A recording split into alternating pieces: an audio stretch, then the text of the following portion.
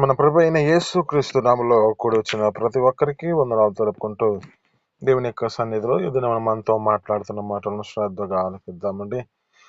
దేవుని సన్నిధిలో ప్రతి ఒక్కరూ మెలకుగానే ఉందాం.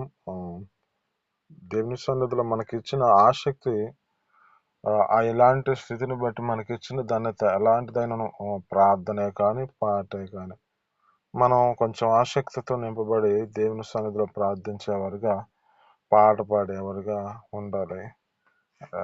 ఎవరు నడిపించినా వాళ్ళు స్థితిని బట్టి ఆ నడిపించిన దానిలో ఆసక్తితో ప్రతి విషయాల్లో ఎవరైనా త్వరగా తీసుకోవాలి. ఎందుకంటే మరి అంత లేటుగా చేయలేకపోతున్న పరిస్థితి కనబడుతుంది. మనకిచ్చిన ధన్యతను బట్టి మనకిచ్చిన ఈ ప్రార్థన దేవుడు ప్రతి విషయాల్లో నువ్వు చేసే ప్రతి కార్యం చూస్తూ ఉంటాడు. మరి నీకు ఇచ్చినప్పుడు ఆ సమయాన్ని సద్వినియోగం చేసుకోలేకపోతే అది దేవుడు మన జీవితాల్లో లెక్క రాసి పెడతాడు. చాలా జాగ్రత్తగా ఉందాం. నా దేవుని యొక్క సన్నిధిలో ఈ దినం ప్రత్యేకంగా మార్కు గారి యొక్క తల్లి మరియ, ఆమె యొక్క జీవితంలో కొన్ని విషయాలను మనం నేర్చుకుందామండి. ఈ యొక్క వాక్కుల ద్వారా మీరు బలపరచబడుతున్నారని నేను నమ్ముతున్నాను. మీ యొక్క జీవితాన్ని బట్టి, మీతో మాట్లాడుతున్న దాన్ని బట్టి నేను బలపరచబడుతున్నా. దేవుడు నాకు ఇచ్చిన ఈ ధన్యతను బట్టి కూడా అంతగానో స్తుతిస్తున్నాను. ఈ యొక్క స్థితిని జ్ఞాపకం చేసుకుంటే, ఈమె ప్రార్థనకి, సేవకి తన ఇంటిని అంకితం చేసిన ఈ యొక్క మార్కు గారి తల్లి మరియ గారు కనపడుతూ ఉన్నారు. ఈమె యొక్క జీవితంలో కొన్ని విషయాలు మనం నేర్చుకుందామండి. ఒకటి, ఈమె జీవితాల్లో విశ్వాసుల కొరకు తన యొక్క ఇంటినే తెరిచిన స్త్రీగా కనపడుతుంది. ఈమె యొక్క స్థితిని గుర్తు చేసుకుంటే, ఈమె జీవితంలో విశ్వాసులకు కొరకై తన ఇంటిని తెరిచినట్లుగా, అంటే ఈ యొక్క ఇంటిలో ఆమె ప్రార్థనకు, ఆ విశ్వాస సమాజానికి అందుబాటులోనికి వచ్చింది. ఆమె ఇల్లుని దేవుని యొక్క సేవ చేయుటకు స్థలముగా మార్చింది. ఆమేన్, హల్లెలూయా. అంటే ఒక దేవుని యొక్క ఆరాధనకుడుగా, ఆ దేవుని యొక్క సన్నిధిగా ఆమె జీవితంలో తన ఇంటిని చేసినట్లుగా కనపడుతుంది.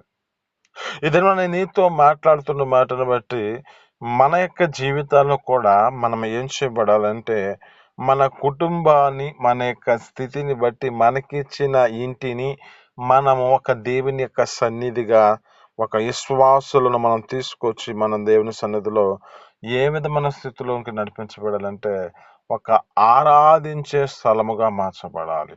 ఆమేన్, హల్లెలూయా. అలాంటి స్థితిలోనికి మన జీవితాలు నడిపించబడాలి. ఆమె ఇంటిని కూడా ఆమె జీవితంలో వాక్య ధ్యానము, సంఘ సావాసము జరిగే ఆ స్థలముగా చేసుకున్నట్లుగా కనపడుతుంది. అంటే మనము మన జీవితాల్లో కూడా మనకిచ్చిన సంఘాలు, ఏ సంఘం అయితే ఆ సంఘమును మనం ఏం చేయాలంటే మనం ఇంటి వద్దకు తీసుకొచ్చుకునే వారుగా మార్చబడాలి. ఈ మాటల్లో చాలా కొన్ని విషయాల్లో కొర్నేలు భక్తుడిని గుర్తు చేసినట్లుగా కనపడుతుంది. ఆయన ఏ విధమైన స్థితిలో ఉన్నాడో అతని యొక్క స్థితిని గుర్తు చేసుకుంటూ తన యొక్క ఇంటిలో ముఖ్య స్నేహితులని, బంధుమిత్రులని వాళ్ళందరినీ తీసుకొచ్చి ఆ యొక్క అతనికి కలిగిన ఆ యొక్క స్థితిని బట్టి ఎవరినెవరు తీసుకురావాలో వాళ్ళందరూ తీసుకొచ్చి అక్కడ ముంచినట్లుగా కనపడుతుంది. ఇక్కడ కూడా జ్ఞాపకం చేసుకుంటే ఈ యొక్క మార్కు గారి యొక్క తల్లి మరియ గారు ఆమె జీవితంలో తన యొక్క ఇంటిని సేవగా ఆ యొక్క సమాజంలో వారందరినీ, ఆ స్త్రీ, ఈ యొక్క విశ్వాసులందరినీ తన ఇంటిలోనికి తీసుకొచ్చినట్లుగా కనపడుతుంది. అయితే మన జీవితాల్లో కూడా ఏం చేయబడాలంటే మన ఇంట్లో కూడా ప్రార్థన, వాక్య ధ్యానం, సంఘ సావాసం, ఈ మూడు ముఖ్యమైనవిగా కనపడాలి. మొదటి యొక్క అనుభవములు అంటే మనము ఆ యొక్క సావాసముతో నింపబడిన వారమై, సంఘముతో సావాసములతో నింపబడిన స్థితిని బట్టి ఆ సంఘము కలిసి మన దేవుని యొక్క ఆ యొక్క ఇంటిలో మన యొక్క స్థితిని బట్టి మన యొక్క ఇంటిలో ప్రార్థించేవారిగా, వాక్య ధ్యానం చేసేవారిగా, సంఘముతో ఆ విధమైన స్థితిలో సావాసముతో నింపబడిన స్థితిలోనికి రావాలి. ఆమేన్, హల్లెలూయా. అంటే ఇది ఎందుకు? మనకున్న ప్రతి ఒక్క పరిస్థితుల్లో మనకున్న ఏదైనా సమస్యే కానీ, ఏదైనా స్థితిని బట్టి మనకున్న అక్కరే కానీ, ఏదైనా మన జీవితాల్లో కొదువై ఉన్నది ఏదైనా గాని దేవుడు దానిని మనకు అనుగ్రహించాలంటే మనము మన జీవితాలను బట్టి మన సంఘాన్ని మనం దేవుని ఇంటిగా, ఆ యొక్క సంఘాన్ని ఇంటి వద్దకు చేర్చుకునేవారుగా మనం మార్చబడాలి. రెండో అనుభవం ఏమిటంటే ప్రార్థనా శక్తిని నమ్మిన స్త్రీగా కనపడుతుంది. ఈమెలో జ్ఞాపకం చేసుకుంటే పేతురు చెరసాల్లో ఉన్నప్పుడు, సేవకులు చెరసాల్లో ఉన్నప్పుడు, మరియు ఇంటిలో విశ్వాసులు ఏక మనసుతో ప్రార్థిస్తున్నప్పుడు ఆ ప్రార్థనలో కూడా దేవుడు ఆమె జీవితంలో అద్భుతమైన సమాధానం ఇచ్చినట్లుగా, అంటే వారితో కలిసి ప్రార్థించిన వ్యక్తిగా కనపడుతుంది. ఆయన పేతురు గారు ఒక సేవకుడు యొక్క చెరసాల్లో ఉన్నాడు. ఆ చెరసాల్లో తన జీవితంలో బంధించబడి ఉన్న పరిస్థితిలో ఏం చేస్తున్నాడంటే ఈమె ప్రార్థన శక్తి, ఆ ప్రార్థన ఆసక్తితో నింపబడిన స్థితిలోనికి అక్కడ అంటాది, వారైతే సంఘం అయితే ఆసక్తితో ప్రార్థన చేస్తున్నారు అంటున్నారు. అయితే ఈ యొక్క ఆసక్తి చేస్తున్న ప్రార్థనలో ఈ యొక్క వ్యక్తి కూడా ఉన్నది. మార్కు గారి తల్లి మరియ గారు, ఈమె కూడా అక్కడ ఉన్న స్థితి కనపడుతుంది. అయితే వీటిలో మన జీవితాలు ఏం చేయబడాలంటే కష్టకాలంలో నిరుత్సాహపడకుండా సంఘము కలిసి ఆ ప్రార్థించటంలో నేర్చుకునే స్థితిలోనికి రావాలి. దేని కొరకు? సేవకుడు బలహీనమైన పరిస్థితిలో ఉండొచ్చు, సంఘము బలహీనమైన పరిస్థితిలో ఉండొచ్చు, లేక సంఘములో ఉన్న ప్రతి ఒక్కరి జీవితాలలో ఎవరో బలహీనమైన పరిస్థితిలో ఉండొచ్చు. అయితే మనం ఏం చేయబడాలి? ప్రార్థించేవారుగా ఉండాలి. ఈ ప్రార్థనలో ఎలా ఉండాలి? ఆసక్తితో ప్రార్థన చేయాలి. ప్రార్థన చేశామంటే ప్రార్థన కాదు, కానీ ప్రార్థనలో ఆసక్తి. ఆయన అంటాడు ఒక మాట, తనకు నిజముగా మొరపెట్టిన వారిని యొక్క ఆయన సమీపముగా ఉన్న దేవుడు అంటాడు. అంటే ఇక్కడ ఏమిటి నిజముగా అంటే? అంటే కొంతమంది తమ జీవితాలలో ప్రార్థన చేస్తారు, కానీ ఆ ప్రార్థన సరైన ప్రార్థన కాదు. అందుకే అంటాడు, నిజముగా మొరపెట్టిన వారికి ఆయన సమీపంగా ఉన్న దేవుడు. ఇతను మనతో మాట్లాడుతున్న మాటలు బట్టి రెండో విషయంలో ఏమిటంటే, ఒకటి ఈ శ్వాసల కొరకు తన యొక్క ఇంటిని తెరిచిన స్త్రీగా కనపడుతుంది. రెండు, ఆమె జీవితంలో ప్రార్థనలో ఆసక్తితో నింపబడిన స్త్రీగా కనపడుతుంది. ఇక్కడ ఒక ముఖ్యమైన విషయం ఏమిటంటే, ఈ విషయంలో మనం ఏం చేయబడాలంటే ప్రత్యేకంగా ఇక సేవకుని కొరకు, సేవకుని యొక్క స్థితిని గుర్తు చేసుకుంటూ మనం ప్రార్థించేవారిగా చాలా వరకు మన జీవితాలు ఉండాలి. ఎందుకంటారా? ఒక సేవకుడు కాపాడబడ్డాడంటే 10 మంది విశ్వాసులకు ఆ యొక్క స్థితిని బట్టి ఆయన ప్రోత్సాహపరిచే స్థితిలో ఉంటాడు. ఆ సేవకుడే బలహీనమైన పరిస్థితిలో ఉన్నాడంటే మనిషి ఆ 10 మంది తమ జీవితాలలో ఏం పొందుకోలేరు? ఆత్మీయత ఆహారాన్ని పొందుకోలేని పరిస్థితి. ఆయన మన జీవితాలలో ఆ యొక్క స్థితిని బట్టి, సేవకులు భారమైన స్థితిని బట్టి మనకు ఆహారం పెడుతూ ఉన్నారు. ఈ ఆహారం మనం భుజిస్తున్నప్పుడు ఈ భుజించిన ఆహారం బట్టి మనం బలం పొందుకుంటున్నాం. అయితే ఈ బలాన్ని పొందుకుంటున్న మన జీవితాలలో ఇప్పుడు ఆ యొక్క స్థితిని బట్టి మనకు ఆహారం పెట్టేవారే బలహీనమైన పరిస్థితిలో ఉంటే, ఇప్పుడు ఆయనను మనం ప్రోత్సాహపరచడానికి మనము వారి కొరకు ప్రార్థించేవారుగా ఉండాలి. మరి ప్రార్థన చేస్తున్నావా? మీ సేవకుడి కొరకు ఆ యొక్క భారం కలిగి ప్రార్థన చేస్తున్నావా? మీకు ఇచ్చిన దైవజనుల కొరకు నువ్వు ప్రార్థించే మనసు నీకు ఉన్నదా? ఇంకా నీ జీవితంలో నీ యొక్క కోరికలే, నీ యొక్క స్థితిని బట్టి నీ కుటుంబం కొరకే నువ్వు ప్రార్థించుకుంటూ ఉన్నావేమో. ఒక సంఘ కాపరి కొరకు నువ్వు జీవితంలో ప్రార్థించేవారుగా ఉండాలి. వారి జీవితాల్లో జ్ఞాపకం చేసుకుంటే లేఖనాల్లో చెబుతూ ఉంటాయి, ప్రభువైన యేసుక్రీస్తు గొర్రెలకి మంచి కాపరి అంటున్నాడు. అదే స్థితిని గుర్తు చేసుకుంటే ఒక దైవజనుడు మంచి కాపరి. ఈ దైవజనుని యొక్క స్థితిని జ్ఞాపకం చేసుకుంటే ఆ దేవుని యొక్క సన్నిధిలో వారి యొక్క జీవితాలలో ఎంతగా సమర్పించుకుంటారంటే తమ ప్రాణాలతో సహా ద్వేషించుకొని దేవుని యొక్క సంఘం కొరకు తన ప్రాణాన్ని కూడా పెడతారు. ఒక ఈ యొక్క ఆ ప్రభు అయిన యేసుక్రీస్తు ఎంతగా చెబుతున్నాడో, నేను నా గొర్రెల కొరకు నా ప్రాణాన్ని కూడా పెడతాను. ఎందుకు ఈ మాట చెప్పగలుగుతున్నాడు అంటే ఆయన జీవితంలో అంతగా తన యొక్క ప్రాణాన్ని ద్వేషించుకున్నవాడుగా ఉన్నాడు. అలాగే దైవజనుడు కూడా అదే స్థితిలో ఉంటాడు. ఆ దైవజనుడు కూడా అదే స్థితిని కలిగి ఉంటాడు. ప్రాణాన్ని సహా తన జీవితంలో ద్వేషించుకుంటున్న పరిస్థితి. ఎన్నో బలహీనతలు వస్తాయి, ఎన్నో సమస్యలు వస్తాయి. అయినను మీ కొరకు తమ జీవితాలలో ఎంతగానో త్యాగం చేసి ప్రార్థిస్తారు, వాక్యం బోధిస్తారు. ప్రతి విషయాల్లో మీ జీవితాల్లో ఏదైనా ఆ కృంగిపోతున్న స్థితిని బట్టి ప్రోత్సాహపరుస్తూనే ఉంటారు. ఎందుకు ఇది? వారి జీవితాల్లో ఎందుకు ఇలాంటి భారం కలిగి ఉన్నారు అంటే మీ జీవితాలు ఆ ప్రభువైన యేసుక్రీస్తు ఎదుటకు వెళ్ళినప్పుడు ఒక నిర్దోషులుగా కనపడాలని, ఒక నీతిమంతునిగా కనపడాలని, ఆ నిత్య శివార్థమైన పరలోక రాజ్యాన్ని పొందుకోవాలని వారి యొక్క ఉద్దేశం కదా. మరి నీ జీవితంలో సంఘంలో ఆ యొక్క సేవకుల కొరకై నువ్వు ప్రార్థించగలుగుతున్నావా? సేవకుని యొక్క ఆరోగ్యం కొరకు నువ్వు ప్రార్థించగలుగుతున్నావా? ఆ ప్రతి దినాన నీ జీవితంలో వ్యక్తిగతమైన ప్రార్థనలో నీ స్థితిని బట్టి నీ దైవజనుల్ని గుర్తు చేసుకుంటున్నావా లేదా? ఏకాడికి నీ స్థితిని బట్టి నీ కుటుంబం కొరకే నువ్వు ప్రార్థించుకుంటున్నావేమో. ఈ దినం నుంచి అయినా ప్రారంభించు. ఒక దైవజనుల కొరకు నువ్వు ప్రార్థించేవారుగా ఉండాలి. ఎందుకంటే వారు ఎంతగానో భారం కలిగి ఎంతో మంది కొరకు ప్రార్థన చేస్తున్నారు. మనం ఆయన కొరకు ప్రార్థించుట మన జీవితాల్లో తగునది కదా. కనుక మనము ఆ దైవజనుల కొరకు ప్రార్థించేవారుగా ఉండాలి. ఇక్కడ ఈమె జీవితంలో జ్ఞాపకం చేసుకుంటే ప్రార్థన ఆసక్తితో నింపబడిన స్థితిగా ఉన్నది. కష్టకాలంలో నిరుత్సాహపడకుండా ఏ పరిస్థితిలో ఉన్నాడో, ఆయన జీవితంలో ఏ సరసాల్లో ఉన్నాడు, ఏ బంధకాల్లో ఉన్నాడు, ఏ యొక్క సమస్యల చేత తన జీవితంలో కృంగిపోతున్న స్థితి ఉన్నదో ప్రార్థిస్తే ఆ ప్రార్థన ద్వారా దేవుడు గొప్ప అద్భుతాన్ని జరిగిస్తాడు కదా. కనుక మన జీవితంలో ప్రార్థించే మనసు చేత మనం నింపబడే స్థితిలోనికి రావాలి. 3 ఏమిటంటే సంఘ సేవకు తన యొక్క ఆస్తిని వినియోగించిన స్త్రీ ఉన్నది. చూడండి, సంఘానికి ఆ సేవ కొరకై తనకు కలిగిన ఆస్తిని వినియోగిస్తూ ఉన్నది అంట. అంటే ఇప్పుడు మన జీవితాల్లో ఏం చెప్పాలంటే ఆమె యొక్క జీవితంలో విశాలమైన స్థితిని బట్టి ఆమె ఆ యొక్క స్థితిని బట్టి ఆమె వ్యక్తిగతంగా సౌకర్య కోసం మాత్రమే కాకుండా దేవుని యొక్క సౌకర్య కోసం అంటే సేవ కొరకు తన జీవితంలో ఉపయోగించినట్లుగా కనపడుతుంది.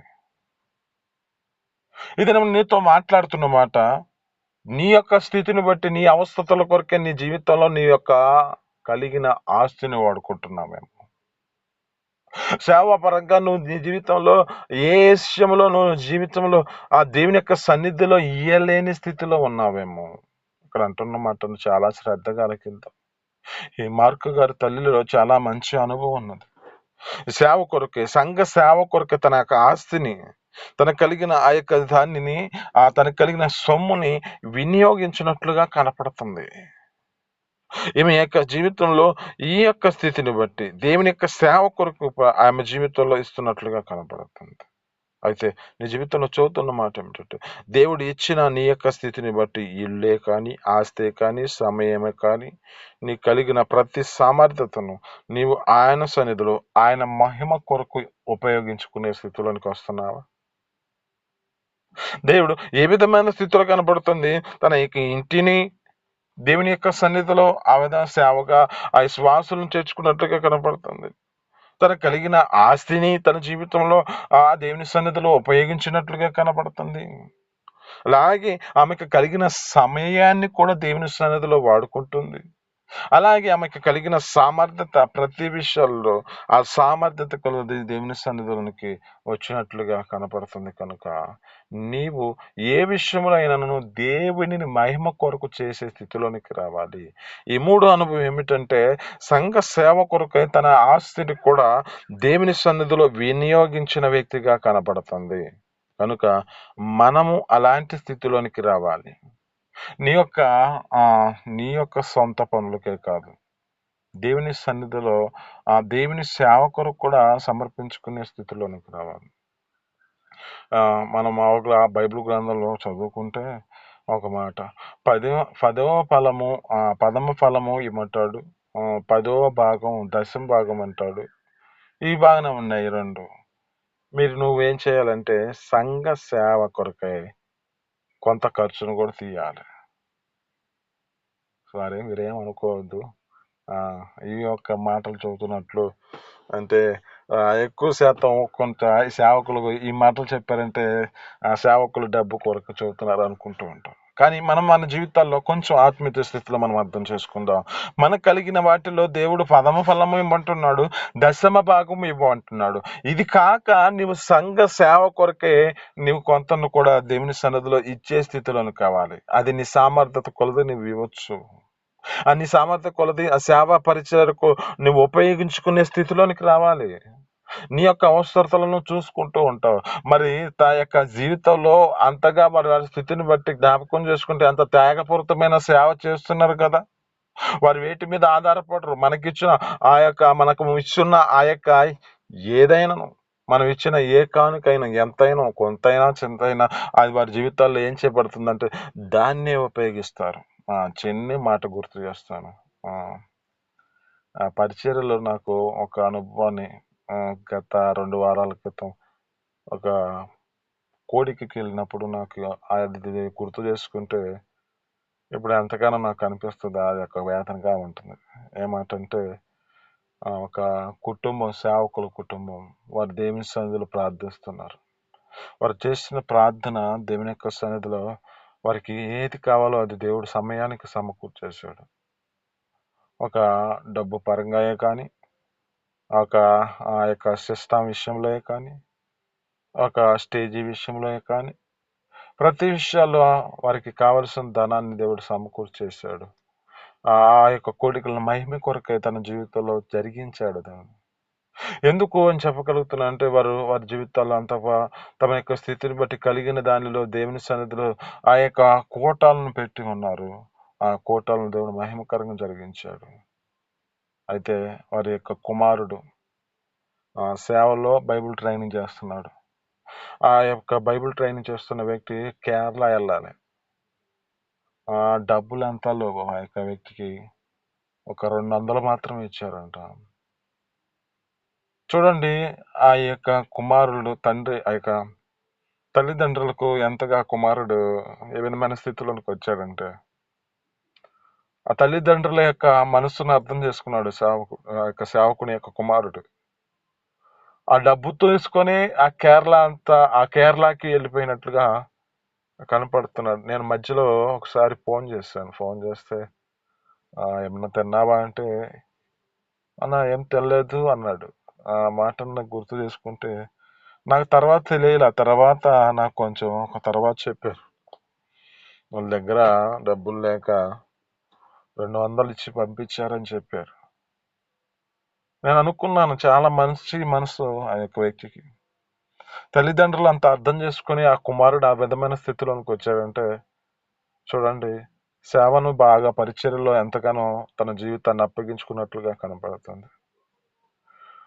నాకన్నా తక్కువ వయసే సేవాపరంగా ఆ యొక్క వ్యక్తి ఇప్పుడు సేవలో ట్రైనింగ్ చేస్తున్నాడు. 2 సంవత్సరాలు అయిపోయింది, 3వ సంవత్సరంకి వచ్చాడు.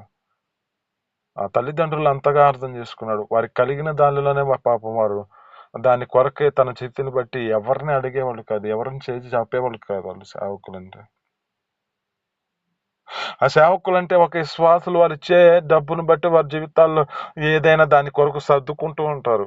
మనం ఆ విషయాన్ని చాలా జాగ్రత్తగా గమనించి ఆ సేవా పరిచర్యలో మనం ప్రత్యేకమైన స్థితిలో మనకు కలిగినది సంఘ సేవ కొరకే, మనం ఆ యొక్క పరిచర్య కొరకే మనం దేవుని సన్నిధిలో ఇవ్వాలి. వారు ఎందుకంటే అనేకమైన ప్రాంతాల్లో సువార్తను పెడుతూ ఉంటారు. అనేకమైన ఖర్చులు వారి జీవితాల్లో జ్ఞాపకం చేసుకుంటే లేని దాన్ని కూడా వారి జీవితాల్లో ఉన్నదానుగా తమ యొక్క ప్రాణంతో సహా తమ జీవితాల్లో సమర్పించుకునే స్థితిలోనికి వస్తారు. వారి యొక్క భారాన్ని మనం గుర్తు చేసుకుందాం. మన దేవుని కొరకు ఆ సొమ్మును మనం చెల్లించే విధంగా మనం మార్చబడదాం. ఇక్కడ మన జీవితాల్లో ఈ యొక్క 3 అనుభవాన్ని మనం నేర్చుకున్న దాన్ని బట్టి ఇక్కడ ఈ సంఘ సేవ కొరకే తన యొక్క ఆస్తిని కూడా వినియోగించినట్లుగా కనపడుతుంది. మనం కూడా అలాంటి స్థితిలోనికి వద్దాం. ఎందుకో 4 మాటలు చెప్పాలనుకున్నా, ఈ 3 మాటలతో ముగిస్తున్నాను. దేవుడి కృపను బట్టి రేపు దేవుని చిత్తమై ఉంటే రేపు ఆయన సన్నిధిలో సాక్ష్యాలు ఆ యొక్క సన్నిధిని బట్టి, లేకపోతే ఎల్లుండి ఈ ఒక్క వాక్కును మనం ముగించుకుందాం. ఈ మాటలు మీ వినికిడిలో దీవించి ఫలించును గాక. చిన్ని ప్రార్థన.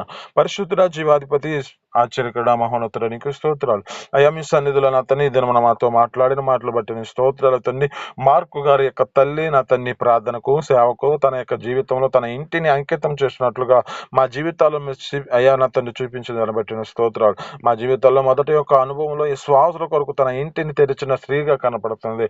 ఒక సంఘానికి నా తండ్రి తన జీవితంలో ఏ విధంగా తన కుటుంబంలో చేర్చుకున్నట్లుగా వాక్య ధ్యానము, ఇక్కడ సంఘ సహవాసము, తన జీవితంలో ప్రార్థన ఏ విధమైన స్థితిలో ఉన్నది కనుక అట్టి కృప మా జీవితాలు కూడా మీరు అనుగురించి మీ సన్నిధిలో సహాయం చేయండి. అలానే తండ్రి ప్రార్థనలో ఆసక్తి ఉన్నది తండ్రి, ఆసక్తి కూడా మాకు అనుగురించి మీ సన్నిధిలో సహాయం చేయండి. అయ్యా, నీ సంఘ సేవ కొరకైనా తండ్రి తన జీవితంలో తనకు కలిగిన ఆస్తి కానీ, తనకు కలిగిన ఏదైనా తన ఇంటిని కానీ, ఆస్తిని కానీ, తన యొక్క సమయాన్ని కానీ, ఇంకా కలిగిన సామర్థ్యతని కానీ అయ్యా నీ మహిమ కొరకే వాడినట్లుగా కనపడుతుంది. అట్టి కృప మా జీవితాల్లో కూడా వాడుకున్నట్లుగా మీ కృప చూపించి సహాయం చేసి అన్ని జీవార్థమైన పరలోక రాజ్యానికి సిద్ధపాటు కలిగి ఉండే కృపను మాకు దయచేయమని యేసు పరిశుద్ధ నామమున అడిగి పొందుకొని జీవిస్తున్నాం తండ్రి. ఆమేన్.